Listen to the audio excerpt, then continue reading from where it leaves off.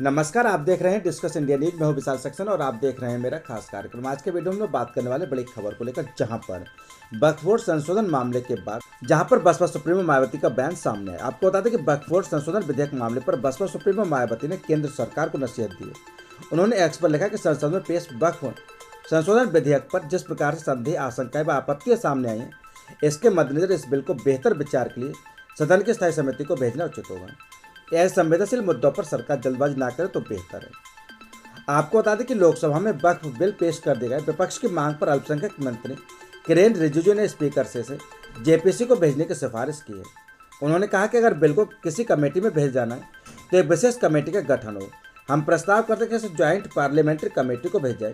इस पर स्पीकर ने कहा कि हाँ, जल्दी कमेटी बनाऊंगा। वहीं असदुद्दीन ओवैसी ने इस पर डिवीजन की मांग की है। वहीं मायावती ने मोदी सरकार को नसीहत दी। उन्होंने कहा कि राष्ट्र धर्म निभाएं। जी हाँ, संसद में पेश वक्फ बोर्ड संशोधन बिल पर बीएसपी मुखिया मायावती ने कहा, मंदिर, मस्जिद, जाति, धर्म और सांप्रदायिक उन्माद की आड़ में कांग्रेस बीजेपी ने बहुत राजनीति कर ली और उसका चुनावी लाभ भी उठा लिया। केंद्र और यूपी सरकार की ओर से मस्जिद, मदरसा, वक्फ आदि मामलों में जबरदस्ती की दखलंदाजी संविधान के साथ ही उसके धर्मनिरपेक्षता के सिद्धांत के विपरीत है। सरकार राष्ट्र धर्म निभाए। इसके अलावा रिजिजू ने कहा कि एक पूरे गांव को वक्फ प्रॉपर्टी डिक्लेयर कर दिया गया।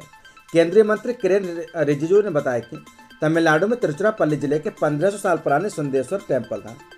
वहां गांव में जब आदमी 1.2 एकड़ प्रॉपर्टी बेच लेगा तो उसे बताएगा कि ये वक्फ की जमीन है। इसके बाद पूरे गाँव को वक्फ प्रॉपर्टी डिक्लेयर कर देगा।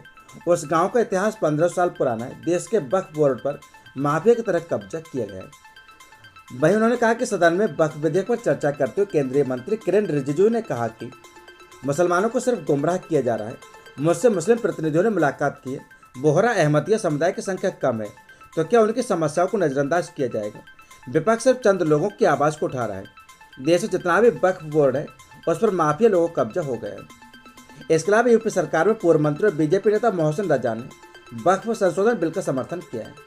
उन्होंने कहा कि कांग्रेस की सरकार में वक्फ बोर्ड को भूमाफिया में बदल दिया गया था और इतनी शक्तियां दे दी कि उन्होंने मनमाने तरीके से जिस संपत्ति को चाहा उस पर कब्जा कर लिया। उन्होंने अपनी अदालत लगाना भी शुरू कर दी, जिससे लोगों को परेशानी भी हुई। इसलिए इसमें संशोधन करना बहुत जरूरी है।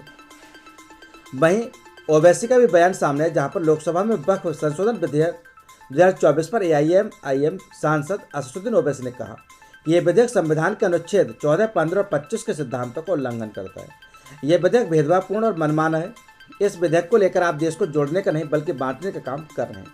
यह विधेयक इस बात का सबूत है कि आप मुसलमानों के दुश्मन हैं। भाई अफजल अंसारी का भी बयान सामने है, जहां पर उन्होंने वक्फ संशोधन विधेयक मामले पर सपा के सांसद अफजल अंसारी ने बीजेपी पर भड़ास निकाली है। अंसारी ने कहा कि बीजेपी वक्फ बोर्ड की जमीन अपने चहेतों को देना चाहती है, इसलिए बीजेपी ये बिल लेकर आई है। कल बीजेपी की नीयत देश के बड़े बड़े मठों और मंदिरों पर भी खराब हो सकती है। ऐसे में बीजेपी को नाम बदलकर भारतीय जमीन हत्याओं पार्टी रख लेना चाहिए। इसके अलावा अखिलेश यादव का भी बयान सामने है, जहां पर लोकसभा में वक्फ संशोधन बिल पर सपा के प्रमुख अखिलेश यादव ने कहा कि यह बिल सोच समझी राजनीति के लिए है। बीजेपी चंद हताश और निराश कट्टर समर्थकों के लिए बिल लाया जा रहा है। वक्फ बोर्ड में गैर मुस्लिम को शामिल करने का क्या औचित्य है? आपके कुछ अधिकार भी छीने जा रहे हैं, हमें आपके लिए लड़ना है हुआ। इस पर अमित शाह ने कहा कि अखिलेश जी, आप इस तरह की गोलमाल बातें नहीं कर सकते। आप स्पीकर के अधिकार के संरक्षक नहीं हैं।